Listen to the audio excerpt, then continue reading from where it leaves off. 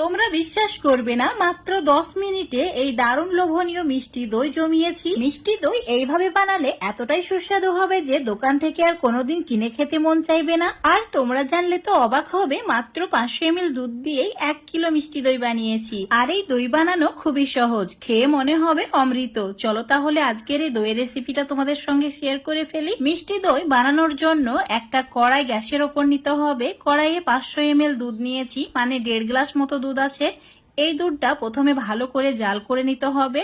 এবার চুলোর ফ্লেম একদম কমিয়ে দিয়ে 1 কাপ গুঁড়ো দুধ অ্যাড করতে হবে। দই বানানোর সময় অবশ্যই গুঁড়ো দুধ অ্যাড করার চেষ্টা করবে। গুঁড়ো দুধ দেওয়ার কারণে এই দই খেতে খুবই সুস্বাদু হবে আর খুব সহজে এই মিশ্রণটা ঘন হয়ে যায়। এবার 3টি এলাচ দুধের মধ্যে অ্যাড করে দিয়েছি একটু ফাটিয়ে নিয়ে। যদি মিষ্টি দইয়ের মধ্যে এলাচের ফ্লেভারটা পছন্দ না করো, না দিলেও হবে, আমার খুবই ভালো লাগে তাই অ্যাড করেছি।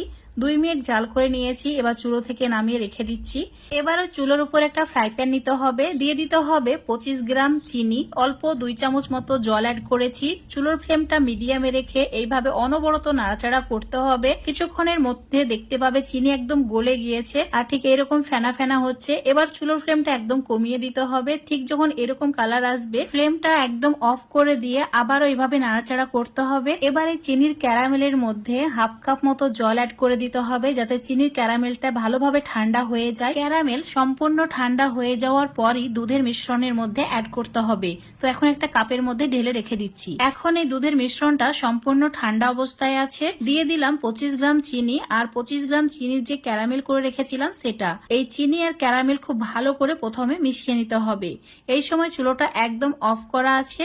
তো ভালোভাবে যখন মেশানো হয়ে যাবে, তারপর চুলোটাকে অন করে দিতে হবে। এখানে 500 ml দুধের জন্য 50 গ্রাম চিনি ব্যবহার করেছি। মিষ্টি দইয়ের মধ্যে মিষ্টির পরিমাণটা যদি বেশি খেতে চাও, চিনির পরিমাণটা বাড়িয়ে নিতে পারো। যদি মিষ্টির পরিমাণটা কম করতে চাও, তাহলে চিনির পরিমাণটা কমিয়ে নিতে পারো। মিডিয়াম টু হাই ফ্লেমে ভালো করে জাল করে নিয়েছি, অনেকটাই ঘন হয়ে গেছে। এবার এই মিশ্রণটা সম্পূর্ণ ঠান্ডা করে নিতে হবে। এবার দই জমানোর জন্য লাগবে দই বীজ। এখানে আগে থেকে মিষ্টি দই ঘরে বানিয়ে রেখেছিলাম, সেটাই আমি 2 চামচ নিয়েছি। তোমরা দই জমানোর জন্য দোকান থেকে অল্প পরিমাণে দই কিনে নিয়ে আসবে, সেটা দিয়েই অনেকটাই দই জমিয়ে নিতে পারবে। টক মিষ্টি যে কোনো দই হলেই হবে।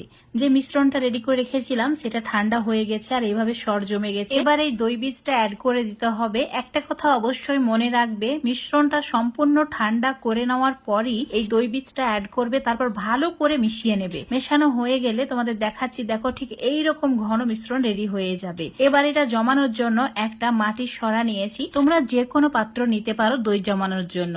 এবার এই সরার মধ্যে দইয়ের মিশ্রণটা অ্যাড করে দিতে হবে। 1.5 কাপ দইয়ের মিশ্রণ অ্যাড করে দিয়েছি, একদম সম্পূর্ণ ভর্তি হয়ে গেছে। একটা ফয়েল পেপার দিয়ে এইভাবে মুড়িয়ে দিতে হবে, যাতে করে খুব সহজে এটা জমে যায়। এখন একটা ইলাস্টিক দিয়ে টাইট করে দিয়েছি আর সাইডগুলো ঠিক এইভাবে মুড়িয়ে দিয়েছি। এটাকে সাইডে রেখে দিচ্ছি। আর একইভাবে আরো 3টি ছোট ছোট মাটির পাত্রে আমি মিশ্রণটা অ্যাড করে এটাকে রেডি করে নিচ্ছি। তো ঠিক একইভাবে ফয়েল পেপার দিয়ে মুড়িয়ে নিতে হবে। হাতে সময় কম থাকলে মাত্র 10 মিনিটে এই দইটা এবার রেডি করে নিতে পারবে। চুলোর উপর একটা কড়াই নিয়েছি, 1 গ্লাস জল দিয়ে একটা স্ট্যান্ড রেখে দিয়েছি। তারপর দইয়ের সরাটাকে রেখে দিয়ে ঢাকা দিয়ে দিতে হবে। চুলোর ফ্লেম হাই করে দিয়ে 10 মিনিট কুক করে নিতে হবে। 10 মিনিট হয়ে গেলে চুলো অফ করে দিয়ে সম্পূর্ণ ঠান্ডা করে নিতে হবে। তোমরা চাইলে ফ্রিজে 1 ঘন্টা রেখে দিতেও পারো, এতে দারুণ চিল্ড হয়ে যাবে একদম। তো এখন তোমাদের আমি কিছুক্ষণ পর দেখাচ্ছি। দেখতে পাচ্ছ সম্পূর্ণ ঠান্ডা হয়ে গেছে আর দারুণ ভাবে এটা জমে গেছে। কতটা সুন্দর হয়েছে দইটা, দেখেই লোভ সামলাতে পারবে না, এতটাই সুন্দর হয়েছে। আর এটা খেতে সত্যি বন্ধুরা অসাধারণ ছিল। তো অবশ্যই বাড়িতে একবার হলেও এভাবে মিষ্টি দই বানিয়ে খেয়ে দেখবে। আর একইভাবে যে ছোট ছোট ভাঁড়গুলোর মধ্যে দই বসিয়েছিলাম, তো সেগুলোকে স্টিম করে নিয়েছি, একদম পারফেক্ট হয়েছে। তোমরা যদি স্টিম করতে না চাও, তাহলে কোনো গরম জায়গায় 5-6 ঘন্টা রেখে দেবে, তাহলে খুব ভালোভাবে এটা জমে যাবে। তো দেখতেই পাচ্ছ কতটা লোভনীয় হয়েছে। অবশ্যই বাড়িতে একবার ট্রাই করে দেখবে। আর এতটাই মজার হয়েছে যে মুখে দিলে একদম গলে যায়। বাড়িতে ছোটখাটো অনুষ্ঠান হলে নিজেই যদি এইভাবে মিষ্টি দই বানিয়ে সবাইকে পরিবেশন করো, যে খাবে সেই প্রশংসা করবে। তো আজকের এই মিষ্টি দই রেসিপি যদি তোমাদের ভালো লেগে থাকে, অবশ্যই লাইক শেয়ার কমেন্ট করে দেবে। ফেসবুক পেজ থেকে দেখলে পেজটাকে ফলো করে নেবে, ইউটিউব থেকে দেখলে চ্যানেলটাকে সাবস্ক্রাইব করে রাখবে আরো এরকম রেসিপিগুলো পাওয়ার জন্য। তো বন্ধুরা অবশ্যই একবার ট্রাই করে দেখবে।